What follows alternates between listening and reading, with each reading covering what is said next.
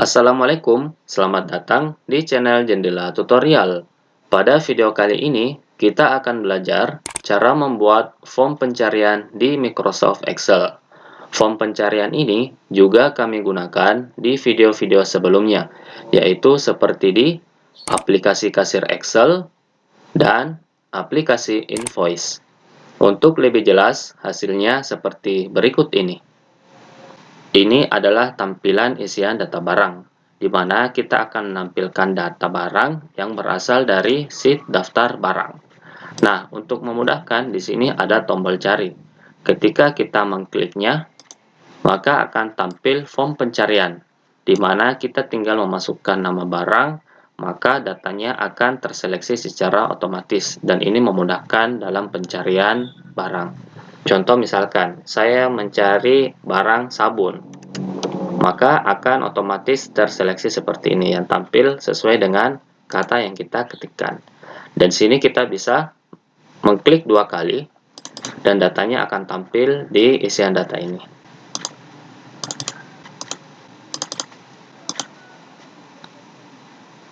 Agar mudah untuk kita pahami, maka penjelasan tutorial ini akan saya bagi menjadi 4 tahap pengerjaan, yaitu tahap pertama membuat tabel database, tahap yang kedua membuat isian data barang, tahap ketiga mendesain form pencarian, dan tahap yang keempat membuat kode VBA atau makro.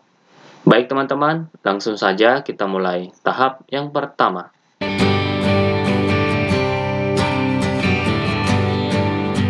Tahap yang pertama ini adalah membuat tabel database. Nah, kita coba buat tabelnya dulu. Judulnya yaitu daftar barang. Adapun kolomnya yaitu kode barang, kemudian nama barang, harga beli, dan harga jual. Kita coba isi datanya. Datanya ini dan kolomnya teman-teman bisa sesuaikan sesuai dengan keinginan kita. Nama barang,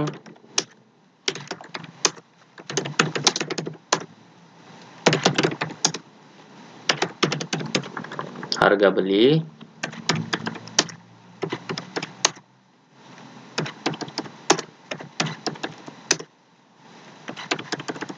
kemudian harga jual.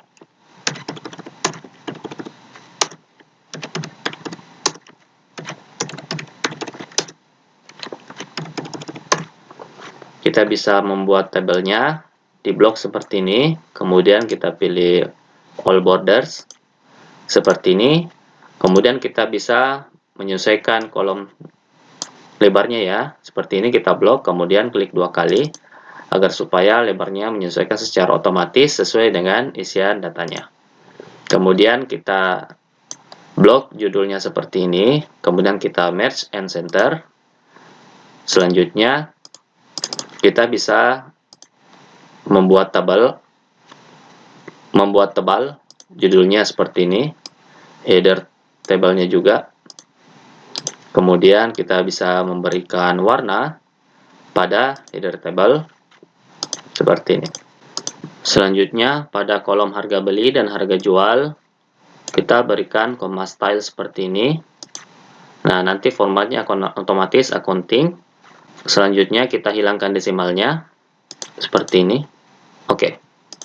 Nah, sudah jadi tabel database kita dan siap untuk kita panggil pada form pencarian. Baik, kita lanjut tahap yang kedua.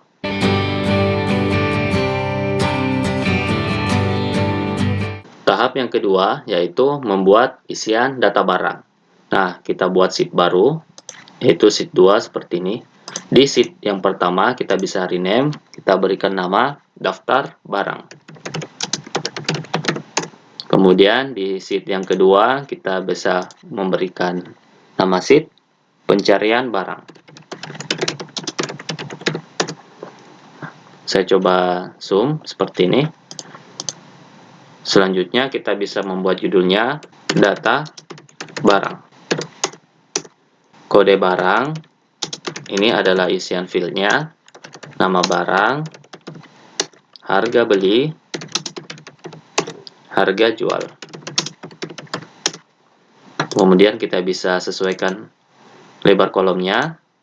Nah, di sini kita bisa membuatkan border agar lebih cantik terlihat. Kita pilih all borders seperti ini. Jadi ketika kita mengisi kode barang, maka nama barang, harga beli, dan harga jual akan otomatis terisi berdasarkan data yang ada di sheet daftar barang ini.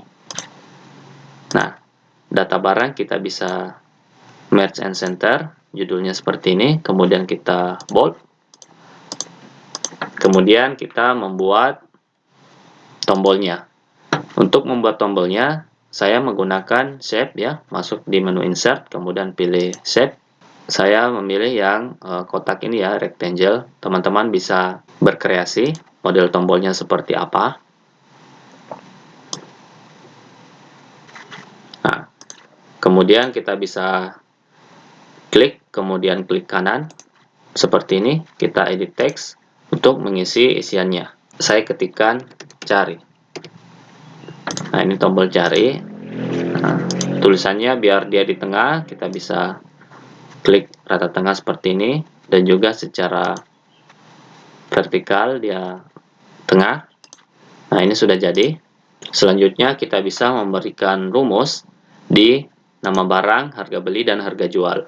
Adapun rumusnya yaitu saya perbesar sedikit, sama dengan if error, kemudian buka kurung, VLOOKUP, buka kurung, kemudian pilih kode barang, kemudian koma.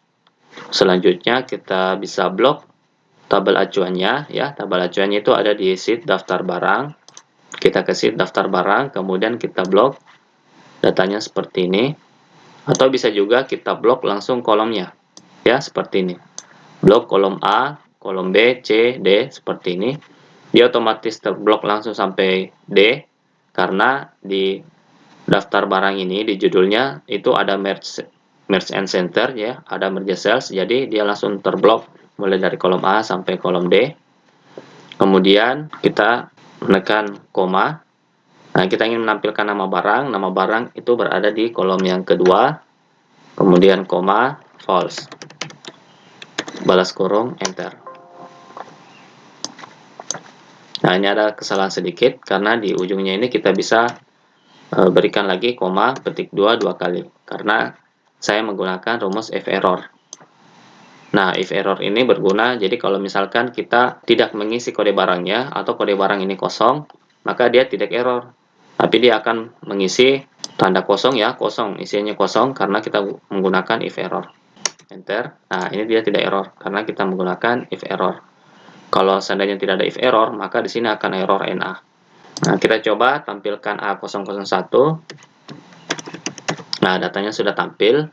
Begitupun di harga beli dan harga jual, kita bisa copy rumusnya, kemudian kita paste di harga beli. Kita cukup mengganti kolomnya, harga beli itu ada di kolom yang ketiga, kemudian harga jual juga kita paste di sini, harga jual ada di kolom yang keempat. Nah, untuk harga beli dan harga jual, kita bisa memberikan format cell ya, number seperti ini. Kemudian kita berikan separator. Jadi dia akan tampil separator pemisah digit angkanya. Kemudian klik OK seperti ini. Nah, ini saya buat dia rata kiri saja, dia agar bisa seimbang dengan fill yang ada di atasnya. Kemudian kita coba sesuaikan. Nah, sudah jadi rumus VLOOKUP-nya. Nah, ini adalah isian data barang. Sudah selesai. Kita lanjut tahap yang ketiga.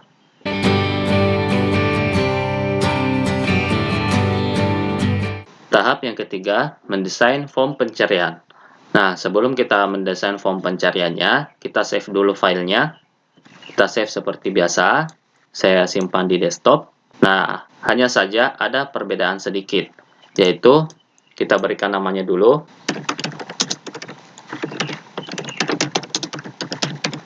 Perbedaannya adalah di save as tipenya. Kita ubah. Kalau secara default dia akan terpilih Excel Workbook. Nah, di sini kita ubah tipenya yaitu Excel Macro Enable Workbook. Nanti filenya akan tersimpan dengan ekstensi .xlsm seperti ini ya. Jadi ada perbedaan sedikit. Kenapa? Karena Excel kita ini nantinya Excel makro. Ada kode VB yang akan kita ketikkan di dalam. Jadi bukan Excel biasa. Nah, jika sudah selesai, kita bisa menekan tombol save seperti ini. Nah, di sini sudah muncul ya di titelnya form pencarian Excel .xlsm. Selanjutnya, kita mengaktifkan menu developer dan juga makro. Caranya, kita masuk ke menu file, kemudian pilih more, pilih option. Selanjutnya, kita masuk ke customize ribbon. Nah, di sini ada developer, kita centang developer seperti ini. Kemudian kita masuk ke menu Trust Center. Kita klik tombol Trust Center Setting.